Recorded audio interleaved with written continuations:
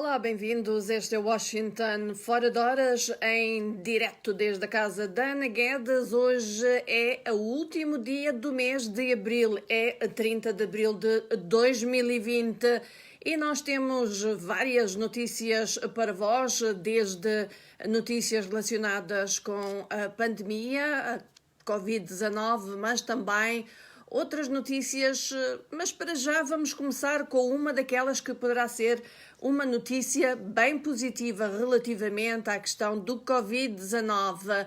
Os cientistas norte-americanos saudaram um possível avanço na luta contra o coronavírus depois de um estudo mostrar que pacientes respondendo ao medicamento antiviral alimenta esperanças globais de retorno a uma normalidade. As notícias médicas foram suficientes para impulsionar uma recuperação na Wall Street, mesmo depois de dados mostrarem que a pandemia mergulhou os Estados Unidos na sua pior crise económica em uma década e a Alemanha previu a sua maior recessão desde o final da Segunda Guerra Mundial. Na primeira prova de um tratamento bem-sucedido contra a doença que já matou mais de 226 mil pessoas, um ensaio clínico do Remdesivir mostrou que os pacientes se recuperaram 30% mais rápido do que aqueles que receberam um placebo. Anthony Fauci, que supervisionou o estudo e que é um veterano cientista norte-americano na luta contra doenças infecciosas, comparou a descoberta aos primeiros retrovirais em que trabalharam, embora com um modesto sucesso. Eram antirretrovirais contra o HIV, isto na década de 1980. O estudo envolveu 1.063 pessoas em 68 lugares dos Estados Unidos, Europa e Ásia. Entretanto, a Comissão de Emergência da ONU está reunida pela primeira vez desde que declarou o coronavírus uma emergência internacional. Isto já lá vão 3 meses. O presidente dos Estados Unidos, Donald Trump, recorde-se, critica a OMS por não ter respondido rapidamente ou agressivamente o suficiente, embora os críticos dizem que ele está a tentar desviar a atenção da sua própria resposta aqui nos Estados Unidos. As mortes provocadas pelo vírus nos Estados Unidos superou esta semana as mortes de americanos na guerra do Vietnã, chegando a quase 61 mil. Os especialistas alertaram que apenas uma vacina em larga escala permitirá a completa remoção de restrições que colocam metade da humanidade sob alguma forma de confinamento. De recordar, e isto é uma notícia que acaba de sair, uma vacina que está a ser experimentada pela Universidade de Oxford poderá dar bons resultados e dizem que nas próximas semanas darão a conhecer os resultados dessa vacina experimental. Entretanto, o governo chinês recusou hoje resolutamente aceitar uma investigação sobre a origem do novo coronavírus, apontando que esta seria politizada e presumiria a culpa do país, numa altura em que vários líderes mundiais pedem uma maior transparência por parte do governo de Pequim. Em entrevista a uma televisão americana, o vice-ministro dos Negócios Estrangeiros da China disse: a China não causou a pandemia, é um desastre natural com que nós sofremos também. Somos uma vítima do vírus, não cúmplice. Além disso, diz, a China contribuiu para combater a pandemia. Culpar a China ao pedir uma indemnização seria uma farsa. A Suécia, por outro lado, admitiu também hoje que pode pedir à União Europeia que investigue a origem da pandemia do novo coronavírus, juntando-se a outros países numa decisão que pode deteriorar ainda mais as relações com Pequim. Esta é uma posição da Suécia, está alinhada à posição também dos Estados Unidos, da Austrália e da Alemanha. E nós já iremos a mais notícias e informações relativas ao Covid, mas agora vamos falar de uma notícia que nos chega de Espanha. A Guarda Civil Espanhola anunciou hoje que deteve um homem de 48 anos de idade da Guiné-Bissau, simpatizante do Estado Islâmico, por fazer ameaças via rede social Twitter a instituições e personalidades espanholas, incluindo o próprio rei Filipe IV. Segundo o Ministério do Interior espanhol, os comentários com ameaças e injúrias enviadas por este cidadão incluíam referências expressas ao Estado Islâmico, com iconografias e bandeiras representativas, e encorajava também a realização de atentados contra diversas personalidades. O detido não tem ocupação laboral conhecida, tinha residência e tem residência legal em Espanha, já tinha, contudo, antecedentes criminais, incluindo roubo, violência e intimidação, e era considerado pelas autoridades como um indivíduo perigoso e instável. O homem já tinha estado preso, mas saíra em liberdade em 2015. Segundo ainda as autoridades, o detido tem grande conhecimento das redes sociais em geral e da sua influência na sociedade espanhola em particular, e por isso incluía nestas suas publicações mensagens com grande popularidade no país, com o objetivo de dar maior visibilidade ao seu conteúdo. Portanto, várias pessoas no mundo a usarem o Twitter para motivos ou por motivos diferentes. Vamos a Angola, onde o Ministro da Comunicação Social reúne-se com representantes dos órgãos da comunicação social e também do Sindicato de Jornalistas. Com eles vai discutir a difícil situação económica em que se encontram os órgãos privados. O encontro foi decidido pelo próprio Presidente João Lourenço como resposta a uma carta que lhe foi enviada pelo sindicato. Emanuel Malaquias, o diretor da Rádio Despertar, e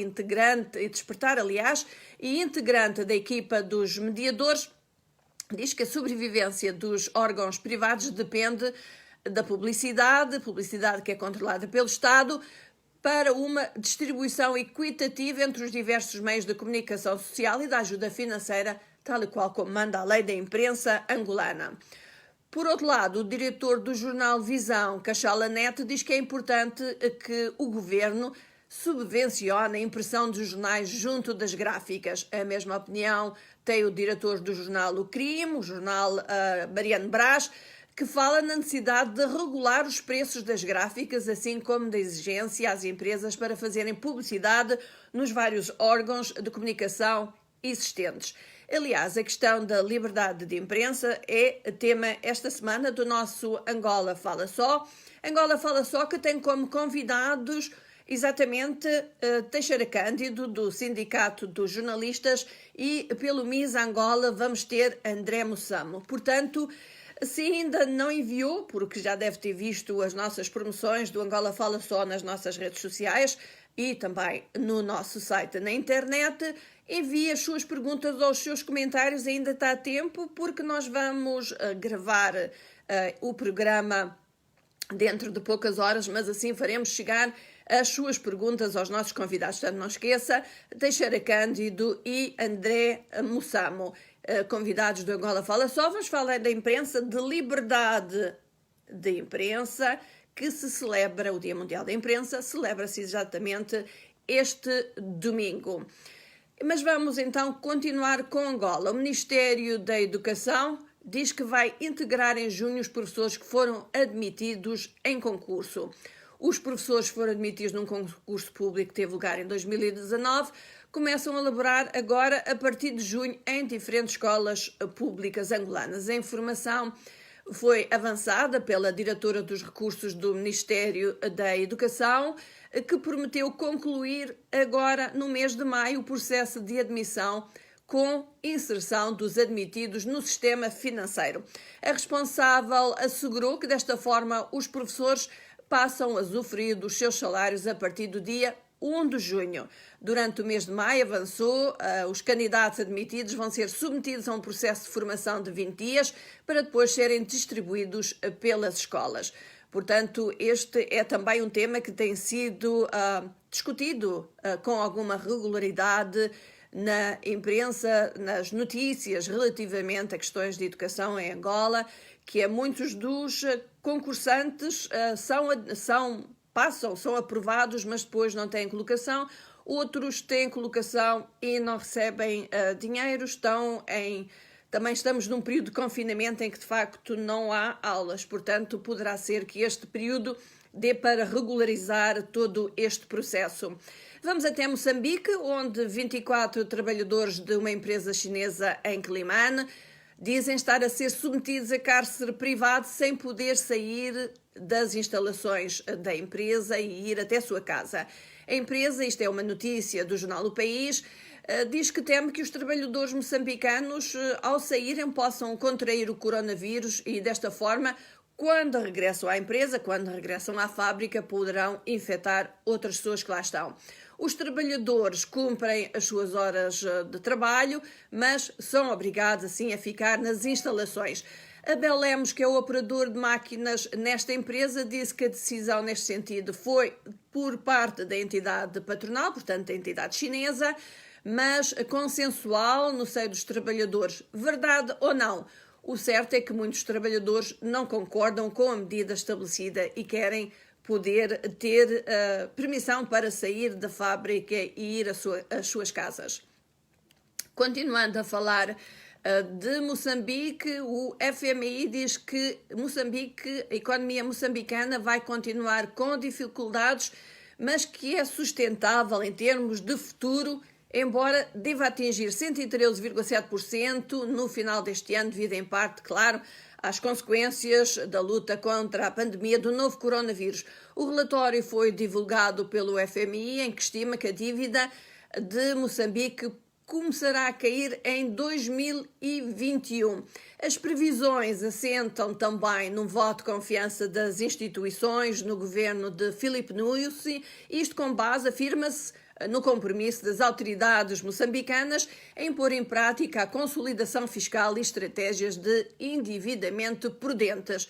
Enquanto espera que Moçambique, um dos países mais endividados do mundo, beneficie da iniciativa do alívio da dívida, isto por parte do grupo do G20, o grupo das economias mais desenvolvidas no mundo, devido à pandemia do Covid-19, o FMI estima também que a economia moçambicana crescerá 2,2%, como no ano passado, e o produto interno bruto poderá chegar aos 4,7% em 2021. Agora vamos aqui falar dos Estados Unidos, e isto porque Donald Trump, o presidente, acusa a China de interferir na eleição a favor de Joe Biden, que é o presumível candidato presidencial pelo Partido Democrata. O presidente dos Estados Unidos disse acreditar que a forma como a China lidou com o coronavírus é uma prova de que Pequim fará tudo o que puder para que ele perca a eleição presidencial em novembro. Foi em entrevista à agência Reuters que Trump criticou o governo chinês e revelou que está a analisar diferentes opções de represálias contra Pequim. Diz ele: "Eu posso fazer muitas coisas", assegurou e responsabilizou uma vez mais a China pela pandemia que matou até ontem pelo menos 60 mil pessoas nos Estados Unidos e levou a economia americana à maior recessão desde 1929. Ele disse: "A China fará o possível para que eu perca essa disputa", disse ele, acreditando que Pequim quer que o seu opositor, o democrata Joe Biden, vença a eleição. Para quê?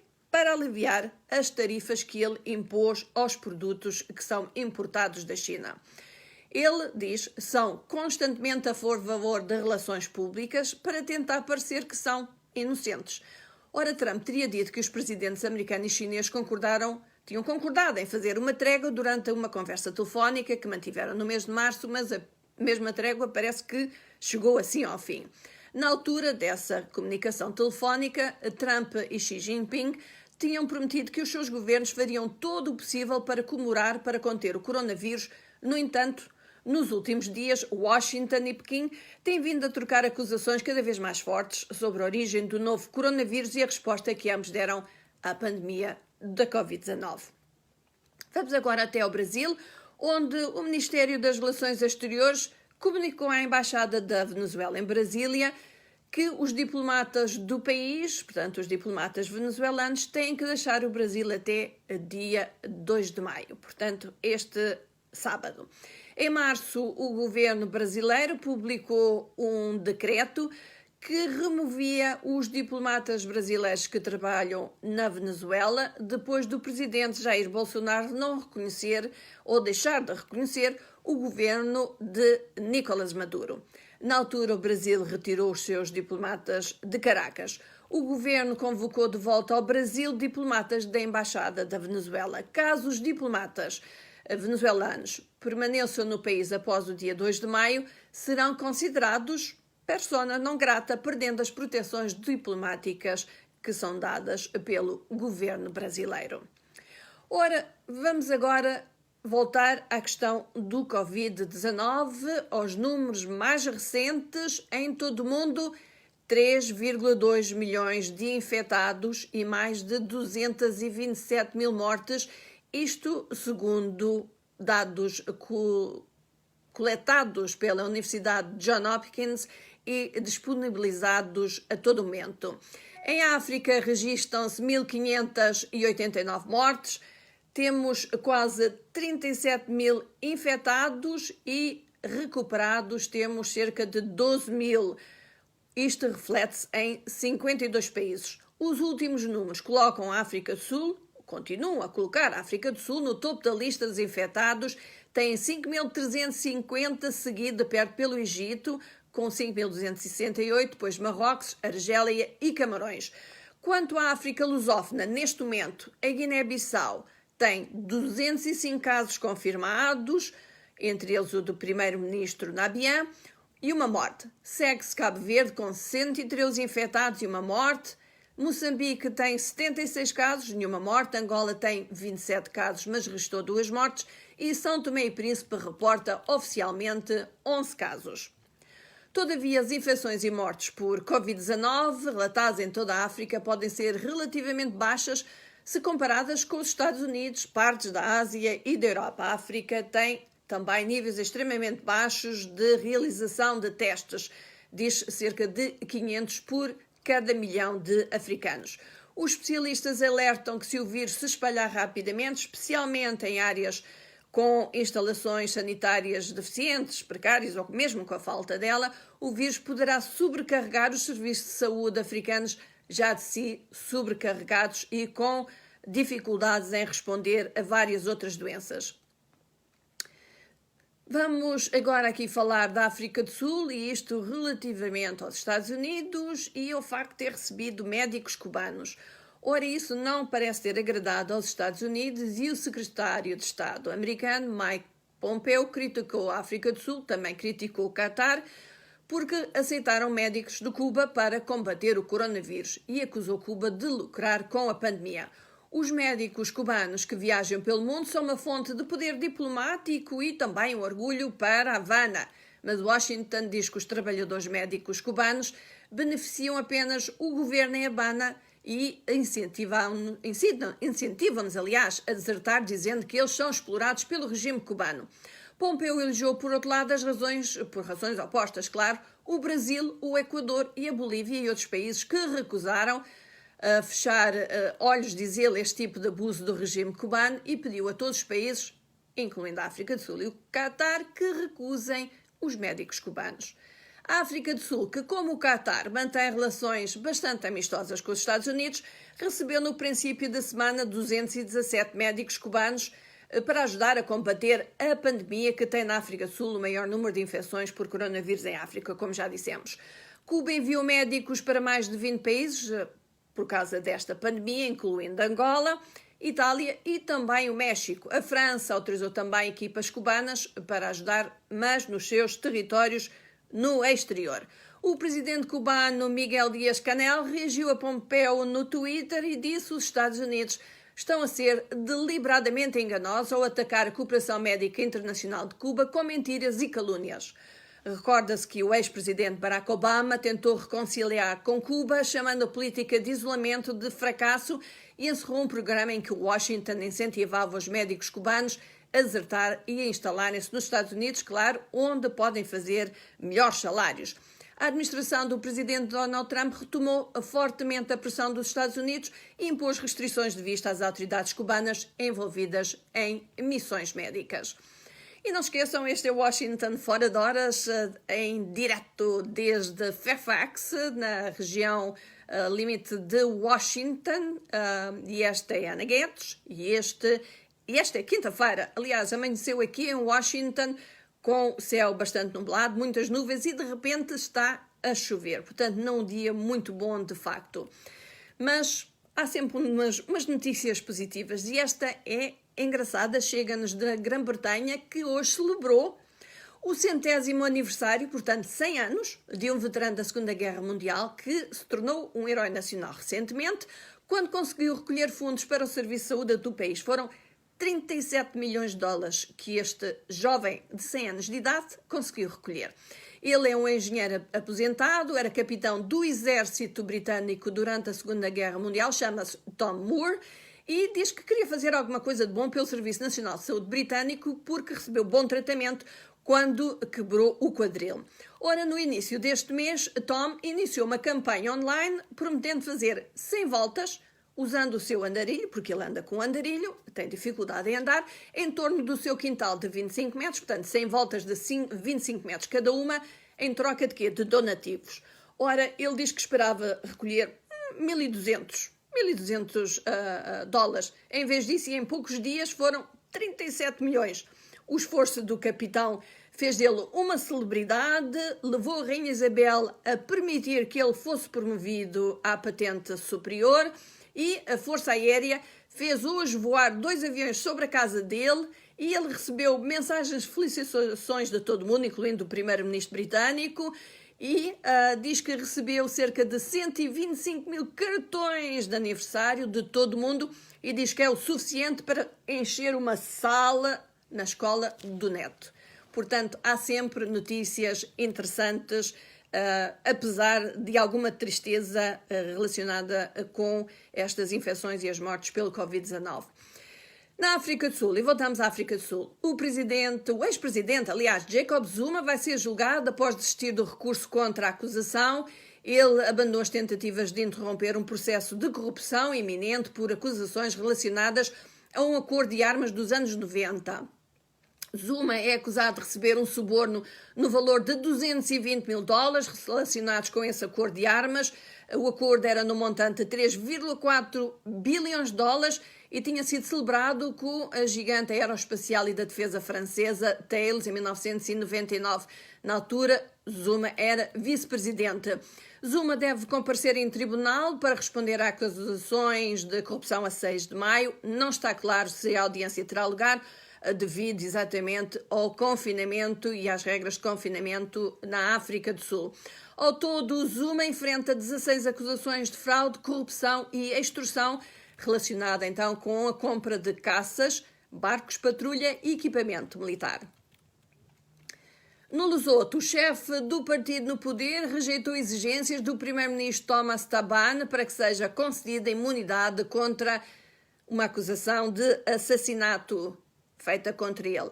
No poder desde 2019, este líder de mais de 80 anos enfrenta crescentes pedidos para que deixe o cargo, e isto pedidos até por rivais dentro do seu próprio partido no poder, mas também pela oposição, por alegações de que ele teve mão no assassinato da sua esposa. Thabane prometeu aposentar-se até ao final de julho, com base na velhice, mas também exigiu imunidade contra a acusação para que se possa aposentar, diz ele, com dignidade, graça e segurança, mas o seu partido e a oposição exigem a sua saída imediata. Thabane decidiu em março suspender o Parlamento por 3 meses, depois da Assembleia Nacional aprovar uma lei que o impedia de convocar novas eleições se ele perdesse um voto de confiança. Ora, o Senado, aliás, alterou a Constituição e limitou os seus poderes para dissolver o Parlamento. A polícia acusou a atual esposa de Thabane, a primeira-dama Mazia Thabane, pelo assassinato da esposa anterior, Lipolelo Thabane. O casal, na altura, estava envolvido num processo de divórcio litigioso. Quando Lipolelo Thabane foi morta à parte da sua casa em Maseru, a capital do Lesoto, em julho de 2017, pouco antes da posse do marido. Portanto, a atual primeira-dama Thabane foi acusada de assassinato da rival e o atual primeiro-ministro está também acusado de ter algum envolvimento nesse assassinato. Entretanto, vamos aqui reconhecer que estão connosco o Alexandre Martins, está em Beijing, na China. Olá, Alexander, bem-vindo. Temos também Albertino Orlando, ele está em Moçambique.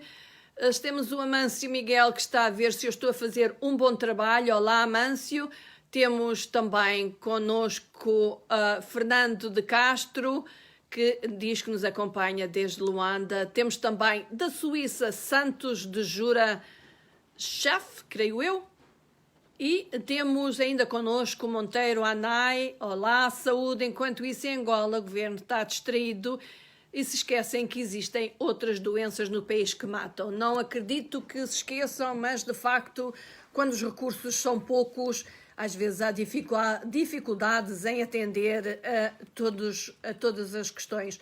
Mas nós sabemos que há problemas com malária, problemas com este sarampo, mas creio que aos poucos, conforme forem encontrados ou medicamentos, ou tratamentos, ou vacinas para a Covid-19, a saúde começa de alguma forma a equilibrar e ninguém acredita que os governos se esqueçam que há outras doenças.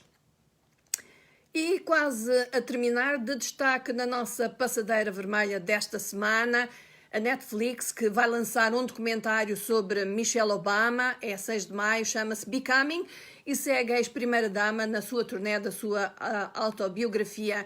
Temos também a entrevista feita com a Mayra ao Pedro Ossi, o angolano que participou no filme Sérgio, sobre o malogrado diplomata brasileiro Sérgio Vieira de Mello, assassinado no Iraque quando representava as Nações Unidas.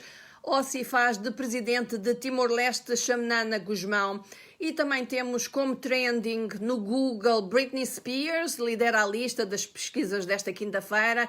Ela fez um vídeo em direto ontem no Instagram a dizer que estava a voltar ao ginásio da sua casa, para o qual ela não ia ajudar 6 meses. E porquê? Porque o ginásio dela teve um incêndio, queimou-se. Ela diz que foi um acidente devido a velas acesas que ela deixou.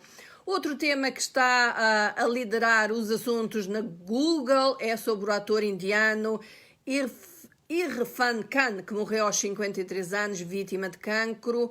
É mais de 1 milhão de pesquisas na Google que são dedicadas a este ator. Em termos de YouTube, temos filmes Hollywood da Netflix e Capone lideram os trailers mais vistos nas últimas semanas. Nas notícias do YouTube, o assunto trending é um vídeo do canal de televisão americano MSNBC sobre declarações do presidente americano Trump na Casa Branca na quarta-feira, em que ele diz que o vírus simplesmente vai desaparecer, vai ser erradicado. Um dia, o número de mortes, isto num dia em que o número de mortes aqui nos Estados Unidos atingia as 60 mil. O vídeo foi publicado na manhã de hoje e tem mais de 255 mil visualizações. Não esqueça, no website da Voz da América temos como um artigo que está a suscitar grande interesse entre os nossos leitores, é sobre Filipe Nyusi, o presidente de Moçambique, ter alargado o estado de emergência até 30 de maio. Mais detalhes, não esqueça, na nossa página na internet, www.voaportugues.com. Se quiser, este artigo em especial pode ir à página de Moçambique. E já sabe, todos os dias a Voz da América partilha no Facebook e no Twitter e no Instagram também gráficos atualizados com as informações mais recentes sobre o coronavírus. E quase a terminar, não esqueça, Angola Fala Só, esta semana, liberdade de imprensa, celebra-se o Dia Mundial no domingo, dia 3. Nesta sexta-feira, os nossos convidados são o jornalista André Mussamo e Teixeira Cândido, secretário-geral do Sindicato de Jornalistas de Angola. André Mussamo é do MISA Angola. Portanto, não esqueça, se quiser, se tem perguntas em especial, alguns comentários em especial, envie-nos através ou do Facebook ou do WhatsApp. E o nosso número no WhatsApp é +1 908 652 4584. E este foi o Washington Fora de Horas, com a Ana Guedes, neste último dia de abril, 30 de abril, em que neste momento chove copiosamente lá fora, faz grande barulho contra os vidros das minhas janelas. Esperamos que o tempo nos lugares onde vocês se encontram esteja melhor, esteja sol, porque quando há sol as coisas parece que são até mais fáceis. E pronto, amigos, de todos se despede Ana Guedes com um abraço, com votos de que tenham um bom resto de quinta-feira e um bom resto de semana. Ana Guedes vê-vos para a próxima quinta-feira. Até lá, fiquem bem. Um abraço para todos. Tchau.